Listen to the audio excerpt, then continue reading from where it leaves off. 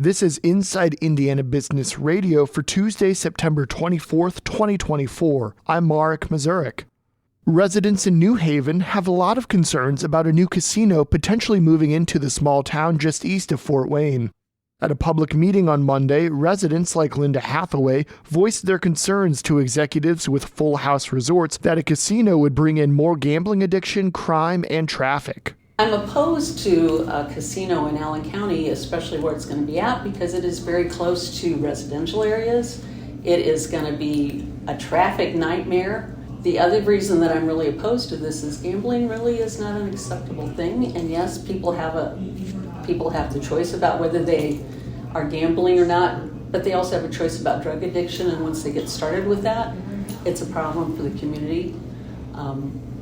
I just heard that their casino in Rising Sun is going to be closed because it's outdated. It's 30 years old. Well, guess what? In 30 years, this one's going to be outdated, and it's going to leave a huge hole in the community, a big complex that's going to be just a gigantic empty building. Full House wants to move its gaming license from Rising Sun in the southeast of Indiana to New Haven and build out a $500 million casino and hotel. Full House's Chief Development Officer Alex Stolier said the company has already optioned land near I-469. He said once the casino was up and running, it would generate $20 million a year for the city in taxes. So the question is, what financial incentives are we requesting from the city or county? The answer is none. We are not getting any tax abatements, no TIF money, nothing. We are going to be a full taxpayer, and obviously beyond that with the gaming taxes that we pay, but we get no direct economic benefit from the city or the county or the state. About 300 people turned up to Monday's meeting. Most of them were against the idea, and some had signs reading "No Casino" and, quote, "Save our family values." A handful of people did speak in favor of the plan, saying the casino would bring much-needed jobs and tax dollars to the town. Despite strong feelings among residents, it will ultimately be up to the Indiana State Legislature whether Full House can move its license to New Haven. A California-based company that is developing an automatic implantable insulin pump to help people with diabetes announced plans Monday to relocate to Westfield. Physiologic Devices, Inc. will change its name to Portal Diabetes, Inc. following the company's move from Chatsworth, California, and its product will also change names from Thin Pump to Portal Pump. The Portal Pump is expected to be a fully automated insulin delivery system that can store up to 12 weeks of insulin through an artificial pancreas. Portal plans to invest $4 million into a new office space on South Park Drive. The company will employ up to 35 full-time employees by 2028. Current employees are expected to relocate to Westfield by the end of October. From the number one source for Indiana business news, this is Inside Indiana Business Radio. Indiana, your bold future starts here. IBJ Media, Inside Indiana Business, and the Indiana Economic Development Corporation invite you to the Engage Indiana series, presented by CareSource, Indiana University, and Old National Bank. With an unrelenting focus on growing Indiana's economy, our Engage Indiana events take place in every region of the state.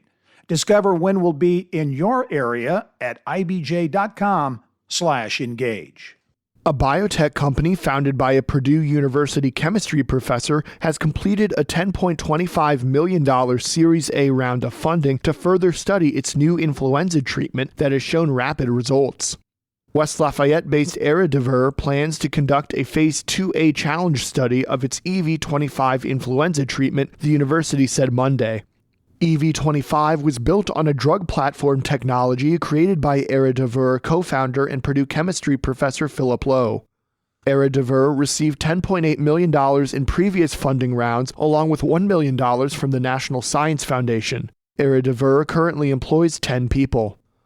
Indiana State University's College of Health and Human Services has received a multi-million-dollar donation from the estate of alumna Dr. Peggy Sankey.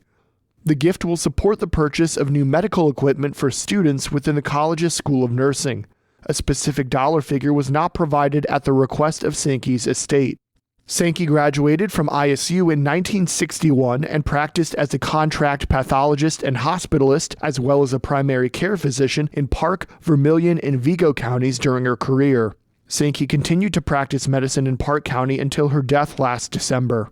The university said the gift will be placed in a previously established endowment to facilitate ongoing updates to the school's equipment as medical innovations emerge.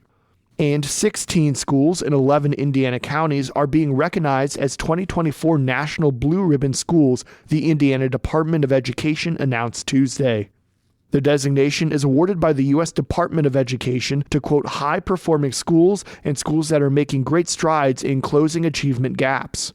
Of the Indiana schools on this year's list, 15 were recognized in the Exemplary High-Performing Schools category, which honors schools with the highest graduation rates and the highest achieving students in English language arts and mathematics as measured by state assessments. For a list of schools earning Blue Ribbon status, go to InsideIndianaBusiness.com. Electric music manufacturer Endress & Hauser is celebrating 50 years in Indiana. General Manager Todd Lucy is this week's guest on the Business and Beyond podcast hosted by Gary Dick, presented by PNC. A weekly conversation with high-profile Hoosiers in business, sports, entertainment, and beyond. Available now from your favorite podcast provider. I'm Mark Mazurek for Inside Indiana Business Radio on Demand.